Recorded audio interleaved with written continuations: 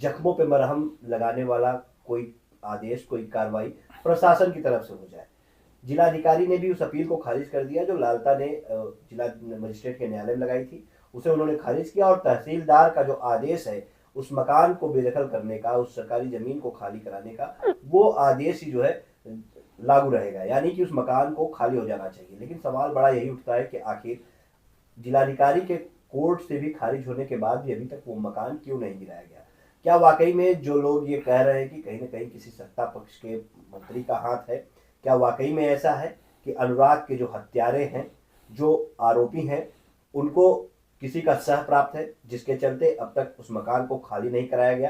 क्योंकि आप देख रहे हैं कि अभी किस तरह से योगी आदित्यनाथ की सरकार कार्रवाई कर रही है और किस तरह से आप देख रहे हैं बनारस में ही आप देखिए दाल मंडी में किस तरह से बुलडोजर गरज रहा है। और कई दुकानदार ऐसे हैं, कई मकान वाले ऐसे हैं जो कि ये बता रहे हैं कि उनके मकानों पे 3-3 स्टे है, उसके बावजूद जो है उनको नोटिस देते हुए कोई सुनवाई नहीं और धड़ाधड़ जो बुलडोजर चलने लगे और वहां पे मकान जो है जमींदोज कर दिया जा रहा है। लेकिन यहाँ पे ये मकान जिसे प्रशासन ने ये पाया कि हाँ ये सरकारी जमीन पे बना हुआ है, जिसके लिए जो पहले ये होता रहा कि सुप्रीम कोर्ट की गाइडलाइन है उसके हिसाब से जो है नोटिस दी जाएगी, उसके बाद कार्रवाई होगी, ऐसे किसी का मकान नहीं गिराया जा सकता।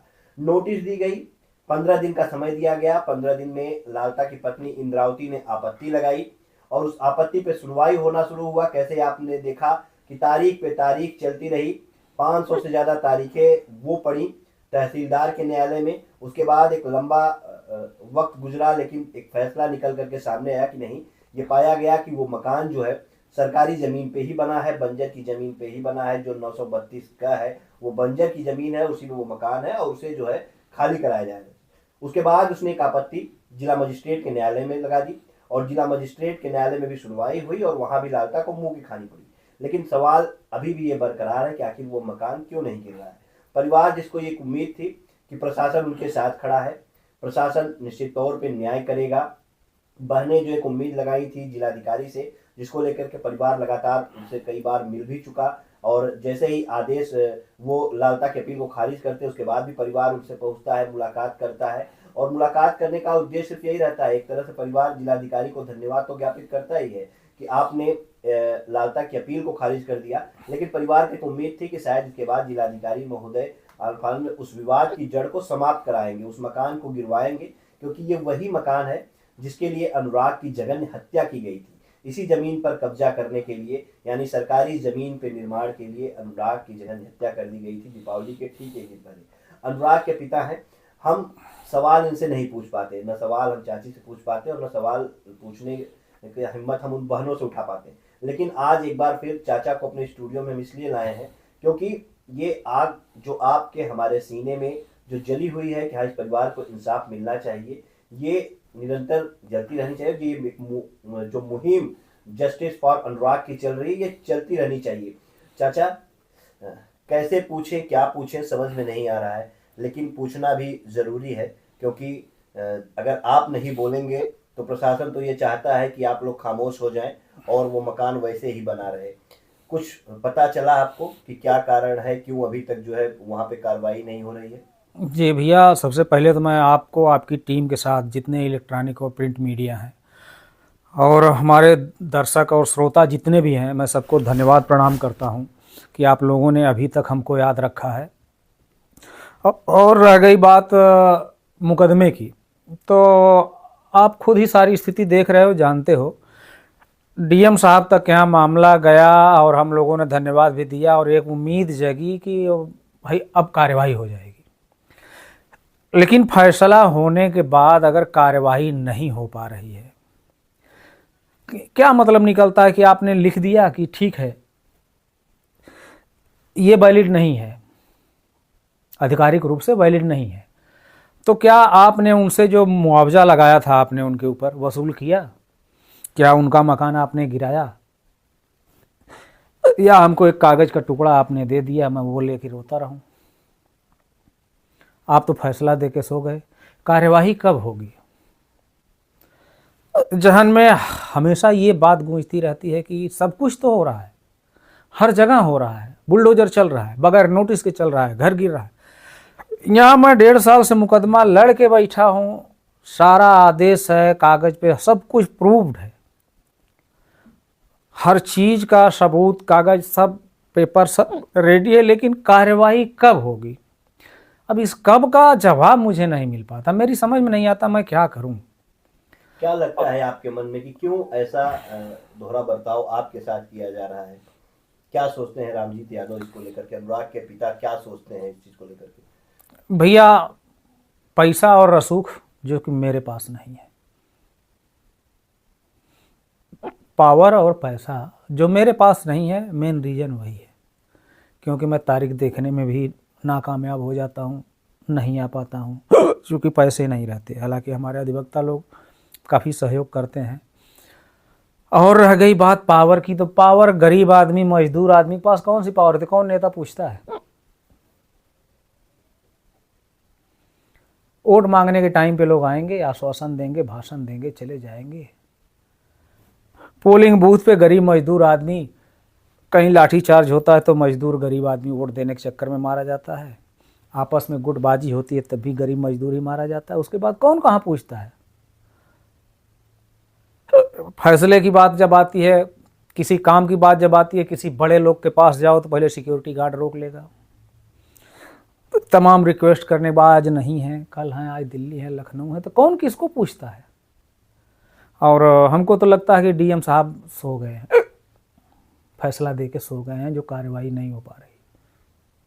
अब इससे ज़्यादा क्या कहें हम?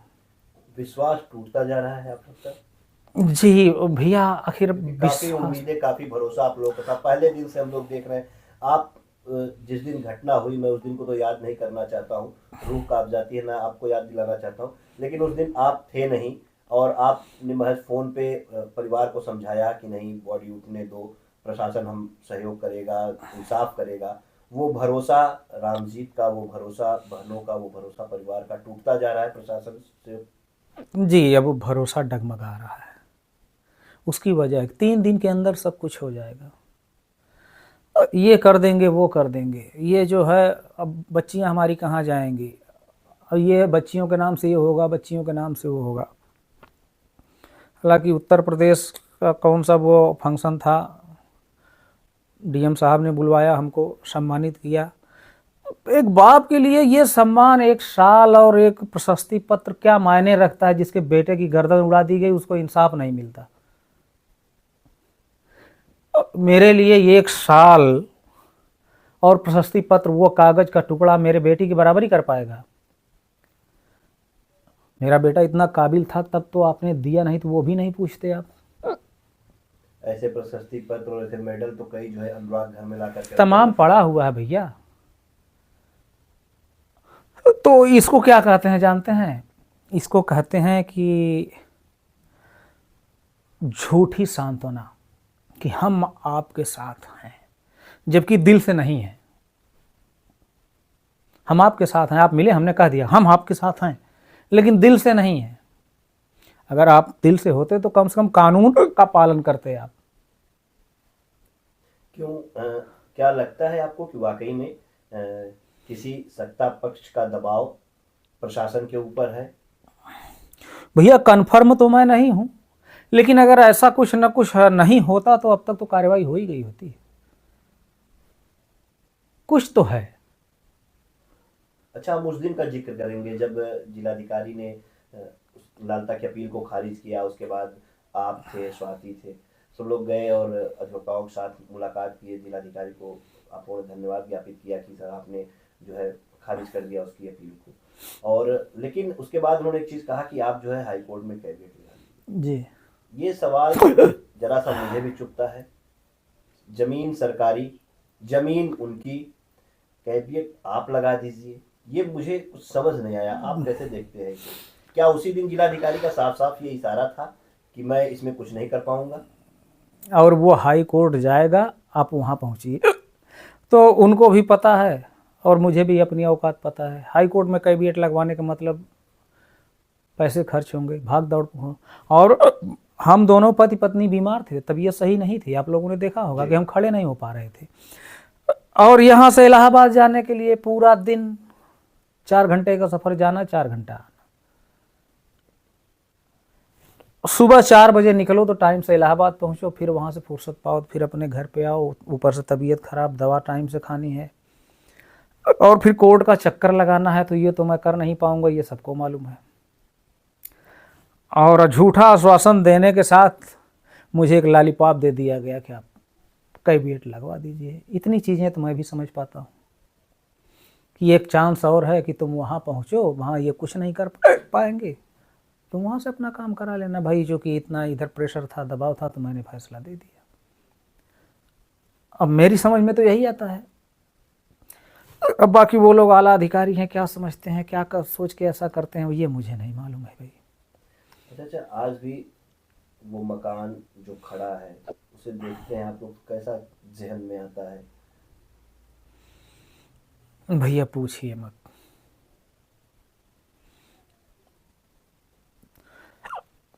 उस मकान में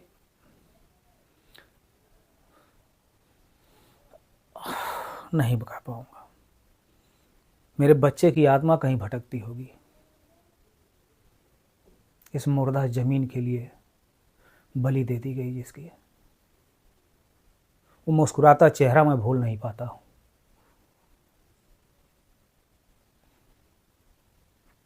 सॉरी। देखिए, चाचा की आंखों में आंसू आ गए हैं जब उस मकान का जिक्र हमने किया, जब पूछा कि वो मकान आज भी खड़ा है और आप लोग को रोज दिखता है, तो उसके बारे में ये सब इनके पास नहीं किस तरह से उसको बताएंगे। लेकिन निश्चित तौर पे वो मकान जो है प्रशासन को मुंह चिढ़ा रहा है। वो मकान ये बता रहा है कि अनुराग की हत्या, अनुराग जैसे होनहार खिलाड़ी की हत्या, 5 बहनों में इकलौते भाई की हत्या महज उस मकान के लिए कर दी गई। लेकिन अभी तक उसकी एक ईंट को जो है प्रशासन हिला नहीं सका। वही प्रशासन है जिसके मुखिया योगी आदित्यनाथ है, जो बार बार ये कहते हैं कि ऐसे अपराधियों को बख्शा नहीं जाएगा, ऐसे अपराधियों को उनको उन्हीं भाषा में सिखा दिया जाएगा। लेकिन सवाल यहाँ पे उठता है, ये गाँव और ये जनता आज भी पूछती है कि आखिर योगी आदित्यनाथ का बुलडोजर वहाँ पे क्यों नहीं चल रहा।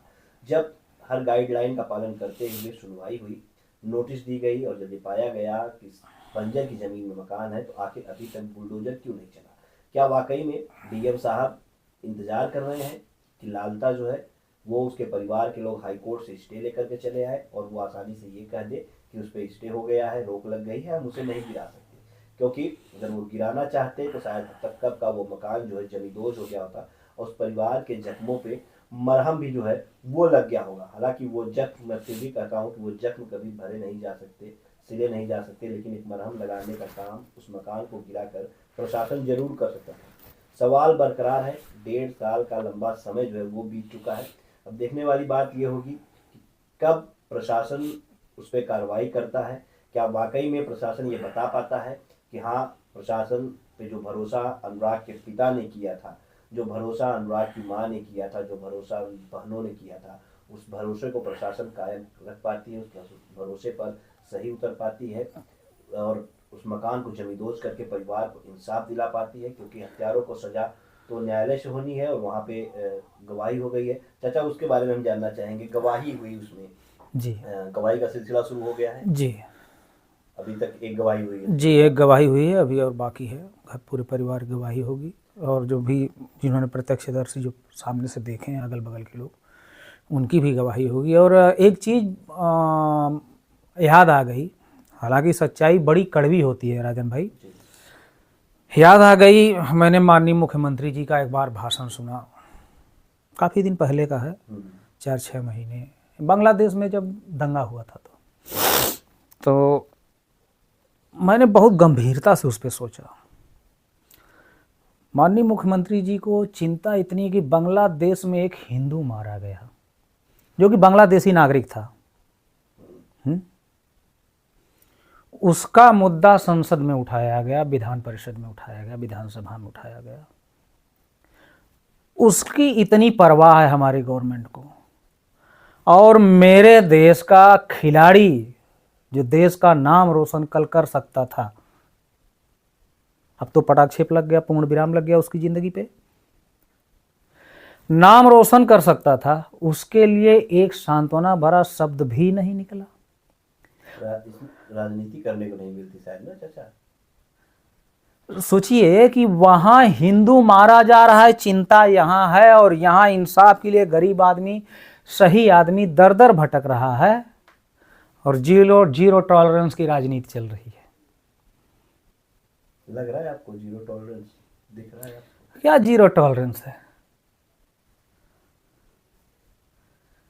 और कह दो तो भाई देखिए, अब हमने बहुत सारी किताबें पढ़ी, कहानियां पढ़ी, उसमें कुछ दरबारी कवि होते थे जो सिर्फ राज दरबार का महिमा मंडन करते थे, और वहीं खा पी के पड़े रहते थे, असरफियां मुद्राएं आती रहती थी।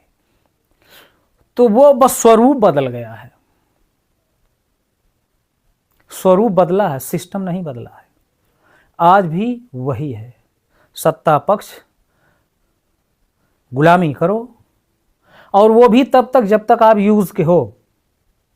ठीक है, जितने अधिकारी हैं, हम किसी का नाम क्यों लेंगे, या मान लीजिए मैं किसी पार्टी का कार्यकर्ता हूं, तो हमने एकों बार नहीं 20 बार देखा कि जब तक हमारी ज़रूरत है, पार्टी के ऊंचे ओहदे पे जो बैठे हैं पहचानते हैं, इस्तेमाल करते हैं, उसके बाद जाओ। तो मैं उन लोगों से, उन बंधुओं से निवेदन करना चाहता हूं कि जो अपना ज़मीर बेच के ऐसा कर रहे हैं, उनको भी कुछ नहीं मिलने वाला। पैसा और पावर, देखिए पंख जो होता है ना, सिर्फ परिंदों के शरीर पे शोभा देता है। आदमी अगर उड़ने लगता है ना, उसके पीठ पे पंख निकल जाए तो वो शोभा नहीं देता,